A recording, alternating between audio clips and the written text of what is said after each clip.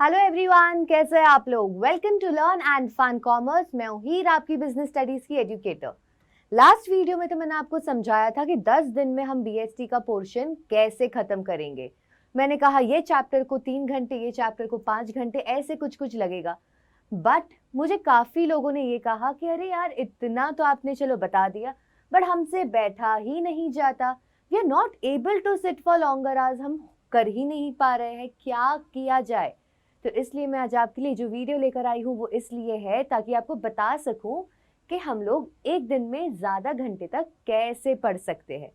ज़रूरी है पढ़ना, एग्ज़ाम्स काफ़ी ही ज़्यादा नज़दीक आ रही है। नहीं पढ़ेंगे तो नहीं चलेगा। सिर्फ बीएसटी की बात नहीं है, हमारे बाकी के भी तो सब्जेक्ट्स है। एक सब्जेक्ट हमें थोड़े ही है। So I have made a video today for talking about this thing only, कि हम लोग लंबे समय तक कैसे पढ़ेंगे। लोगों से होता ही नहीं है। 10-15 मिनट बैठ जाते हैं, उसके बाद एकदम से नींद आना शुरू हो जाती है। बुक्स जैसे देखी वैसे ही नींद आना शुरू। ये सबके साथ होता है, हमारे साथ भी होता था ऐसे काफी बार। बट काफी कुछ हमें करना पड़ता है जिससे हम लोग लंबे समय तक बैठ सके। जरूरत तो होनी ही है इस चीज की। अगर आपको इतना सारा पोर्शन थोड़े से टाइम में अगर खत्म करना है रिवाइज करके, ज्यादा टाइम तक आपको पढ़ाई करनी ही पड़ेगी। इसके लिए हमें सबसे पहले क्या करने की जरूरत है? टाइम टेबल बनाने की। टाइम टेबल लोग बना तो लेते हैं बट कभी कोई फॉलो ही नहीं करता। ऐसा नहीं चलेगा। टाइम टेबल बनाओ, साथ में आप उसे फॉलो भी करो। देखो, make a time table before hand. और उसमें मैं एक और चीज ऐड करना चाहूंगी कि हमें क्या करना पड़ेगा, एंड फॉलो इट। काफी टाइम से हम ऐसा करते थे, 10th में भी आपने किया होगा। अरे आज तो मैं 6 बजे उठ जाऊंगा, 6 से 7 ये आधे घंटे का ब्रेक लूंगा, 7:30 से 9 तक ऐसे करूंगा, फिर ब्रेकफास्ट। ये सिर्फ हमारे बुक में रह गया, कभी उसको हमने अमल ही नहीं किया। करना जरूरी है, we have to implement it. बराबर। इसलिए टाइम टेबल एक बनाओ कि आज आप पूरे दिन में आप क्या करने वाले हो। बनाने के साथ साथ ट्राई टू फॉलो इट। ऐसे नहीं कि बना दिया और बात खत्म हो गई और अपने मन से हम जब चाहे तब पढ़ रहे हैं। टाइम टेबल आपको जैसा सही लग रहा है वैसा बनाओ ना। कौन कह रहा है कि सुबह सुबह उठ जाओ? मत उठो। If you are not able to wake up early in the morning, it's completely fine. आप अपने हिसाब से how it suits you, you make a time table like that. आपका एक फ्रेंड होगा जो शायद सुबह उठ के पढ़ाई कर रहा हो, बट आपसे अगर नहीं हो रही है, इट्स ओके। आप लोग क्या कीजिए, आप लोग दोपहर से टाइम टेबल बनाने की शुरुआत कीजिए कि दोपहर से लेके मैं रात तक पढ़ूंगा। बट फिर वो टाइम टेबल अच्छे से हमें फॉलो करना है। ये तो सबसे पहली बात हो गई कि आपको क्या करना है, टाइम टेबल बनाना है। दूसरा चीज हमें क्या करना होगा, हम लोगों को डिफिकल्ट सब्जेक्ट्स पहले पढ़ने होंगे।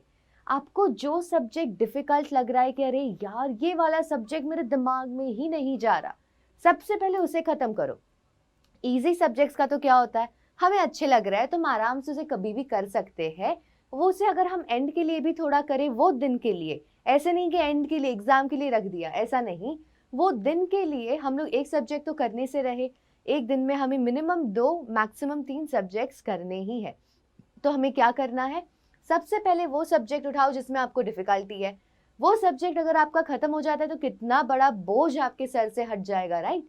इसलिए हमेशा क्या करना है, पहले डिफिकल्ट वाला ले लेना है ताकि आपका वो खत्म हो जाए और बाकी का फिर आप टाइम में आपको जो इजी लग रहे हैं, जो आपको काफी ज्यादा सिंपल लग रहे हैं, वो कर दो। तो उससे क्या होगा कि आप लोग फिर देखो, सुबह को अगर आपने बैठ लिए, चलो या दोपहर को भी बैठ रहे हो, फ्रेश होते हैं हम थोड़े, अभी तक कुछ पढ़ाई नहीं की है, हमारा माइंड काफी ही फ्रेश है। जब वो फ्रेश जब हम लोग है, तब अगर हम हमारा जो डिफिकल्ट सब्जेक्ट है वो कर लेंगे तो हम लोगों को रोना नहीं आएगा। मतलब क्या होता है, पहले अगर हमने इजी वाला सब्जेक्ट कर लिया, फिर हम सोचेंगे अरे यार बहुत पढ़ाई कर ली, अब मन नहीं हो रहा है पढ़ाई करने का, और फिर जो डिफिकल्ट सब्जेक्ट था वो आपने छोड़ ही दिया। ऐसा नहीं चलेगा, राइट। तो इसलिए हमें क्या करना है, पहले डिफिकल्ट को खत्म कर दो और उसके बाद हम हमारे इजी वाले सब्जेक्ट पर आ जाएंगे। बराबर। उसके बाद हमें क्या करना है, हम लोगों को क्या एक प्रॉपर अचीवेबल स्टडी टास्क बनाना है। मैं अगर बता दूं आपको, जैसे मैंने आपको बीएसटी का बताया लास्ट 10 डेज का, मैं आपको बता देती आपको एक दिन के अंदर ही 3 चैप्टर्स या तो 6 चैप्टर्स सारे कर देने हैं।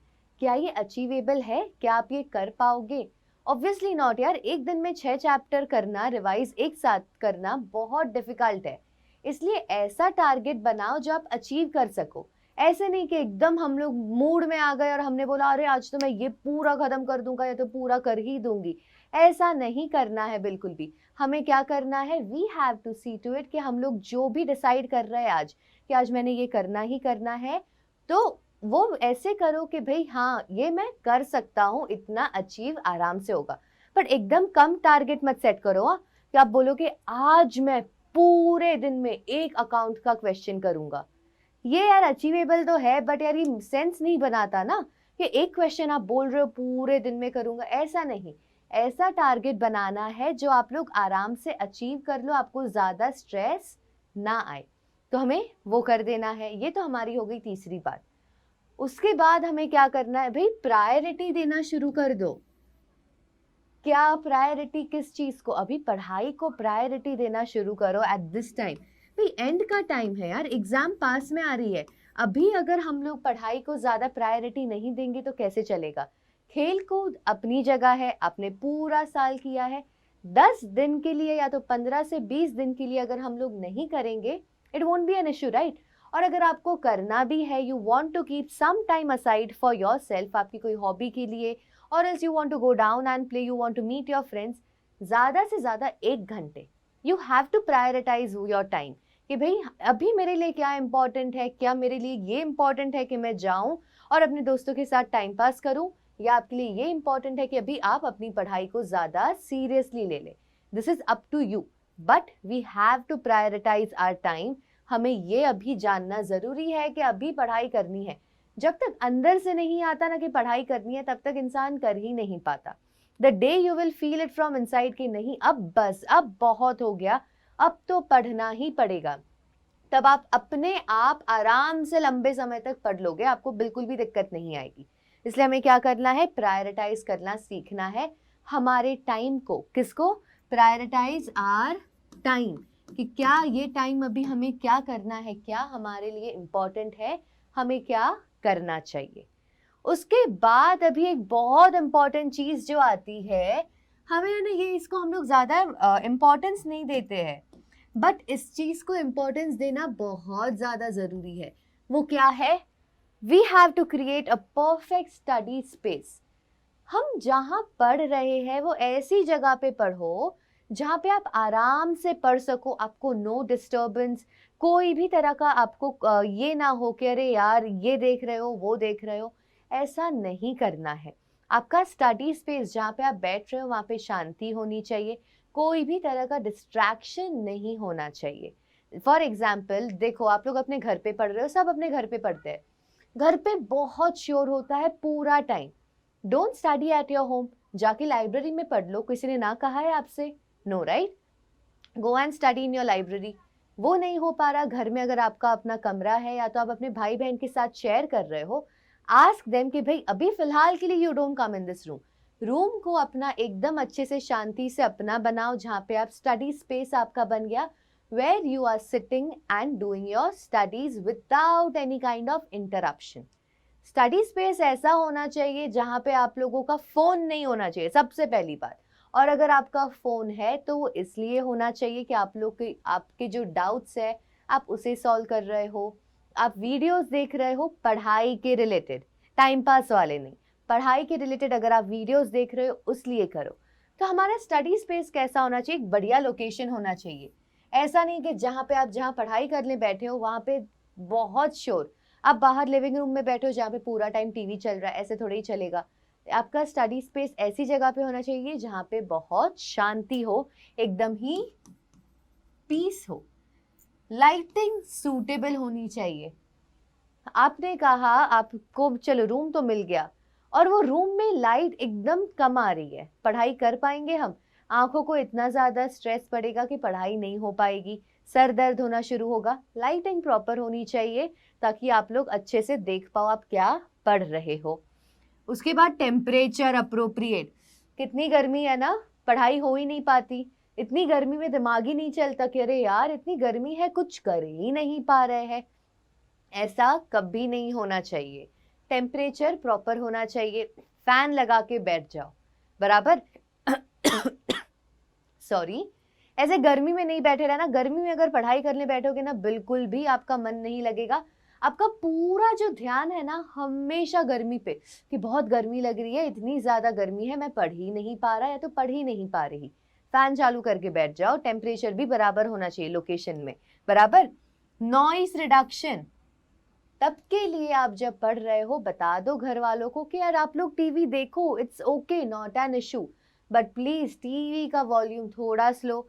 घर पे ज्यादा चिल्लम चिल्ली मत करो। I have my boards coming, I need to study, I have to focus on my studies. So noise reduction होना चाहिए। डिस्ट्रैक्शन एलिमिनेशन, जो आपको चीजें डिस्ट्रैक्ट कर रही है उसको वहां से हटा दो। वो रूम से आपको जो भी चीज है, आपका अगर फोन आपको बहुत डिस्ट्रैक्ट कर रहा है फोन को मत हटाओ। डू वन थिंग, इंस्टाग्राम और वो सब कुछ फिलहाल के लिए डिलीट कर दो, सारे एप्लीकेशंस डिलीट करो। ये सारी चीजें हम लोगों को बहुत डिस्ट्रैक्ट करती है। 2 मिनट कह के हम लोग 20 से 25 मिनट तक इंस्टा पे ऐसे ही रहेंगे और वो 20 से 25 वापस से कब 1 1.5 2 घंटे हो जाएंगे हमें पता ही नहीं चलता। ये सारी डिस्ट्रैक्शंस को हमें हटा देना है। आपकी अगर कोई नॉवेल्स है वहां पे and you really like reading novels, हटा दो फिलहाल के लिए, क्योंकि जैसे ही आपका ध्यान जाएगा आप बोलोगे अरे यार ये वाली नॉवेल तो मैंने पढ़ी नहीं है, चलो I will read this today.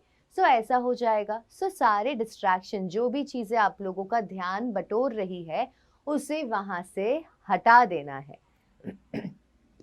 Perfect organisation, perfect organisation का मतलब क्या है? अगर आपको अकेले नहीं जम रहा है पढ़ने के लिए, you have called your friends to study with you.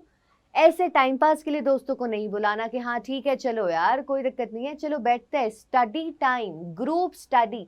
Group study में अगर ग्रुप तो बन जाता है, स्टडी नहीं हो पाती है। ऐसा नहीं करना है। सी टू इट कि आप ऐसे लोगों के साथ बैठो जो लोग एक्चुअली पढ़ाई के लिए काफी ज्यादा सीरियस है और वो लोग आपके साथ सच में पढ़ाई करेंगे और कोई टाइम पास नहीं करेंगे। You have to sit with such people. और एक लास्ट चीज जो मैं आपको बताना चाहूंगी, easy access to things. Easy access to things, आप जहां पे पढ़ाई करने बैठ रहे हो वहां पे आपका सब कुछ पास में ही होना चाहिए। आपकी टेक्स्ट बुक, आपके रेफरेंस बुक, आपका पेन पेंसिल जो चाहिए सब कुछ साथ में रखो।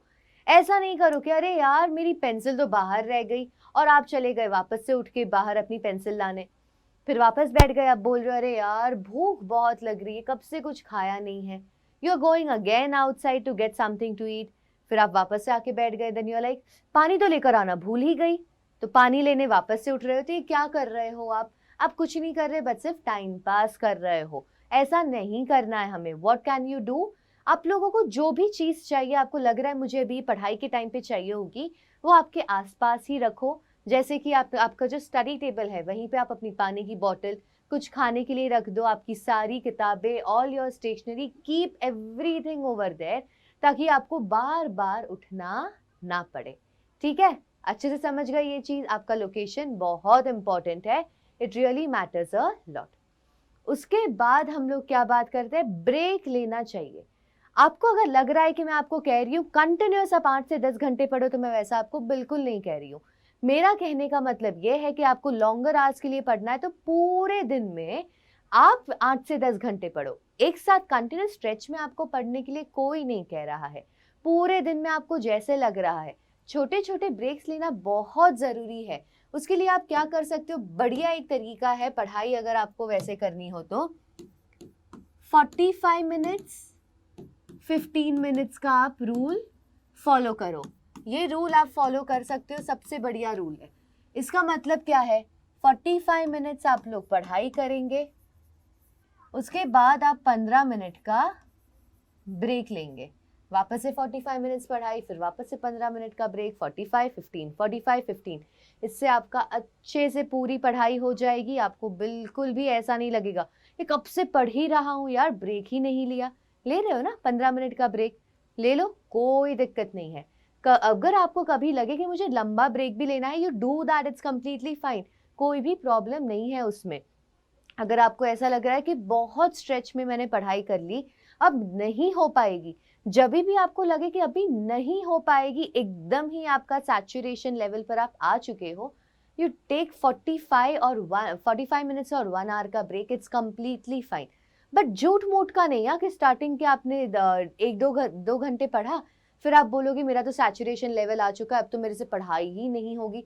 ऐसा नहीं। You be honest with your self कि जब भी आपको सच में लगे कि अब सच में नहीं हो पाएगा, आप बड़ा ब्रेक ले लो। You take break for 1 hour, it's completely fine, कोई दिक्कत नहीं है। क्योंकि जब भी अगर आपको ऐसा लगे कि आपका अब नहीं कर पाएंगे, तो भी आप जबरदस्ती अगर पढ़ाई करेंगे तो वो पढ़ाई कोई काम की नहीं है, वो सारी पढ़ाई आपकी वेस्ट जाएगी, क्योंकि आपके दिमाग में कुछ नहीं जाएगा। You are mentally drained out. तो इससे बेटर ये है कि हम लोग छोटा सा नहीं, बड़ा सा ब्रेक ले ले, it's completely fine. Last but not the least, nap when needed. सो जाओ, हाँ, छोटा सा नैप ले लो, कोई दिक्कत नहीं है। नैप मतलब क्या? Power nap. पावर नैप आपको पता ही होगा क्या होता है। पावर नैप मतलब 15 से 20 मिनट के लिए सो जाना। It's completely fine, it's completely normal to sleep. क्योंकि देखो, इतने टाइम तक अगर हम पढ़ाई कर रहे हैं, फिजिकली तो हम लोग थके हुए नहीं है, मेंटली थक गए हैं। मेंटल थकान is way verse then physical थकान।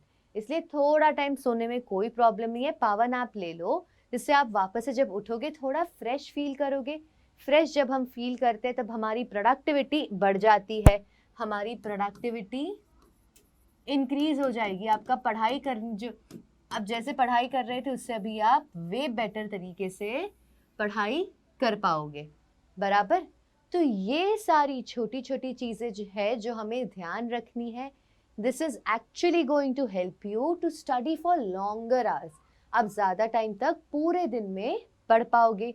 If you have any doubt regarding this, please write it in the comment section and I'll surely help you out with it. ठीक है? Thank you so much.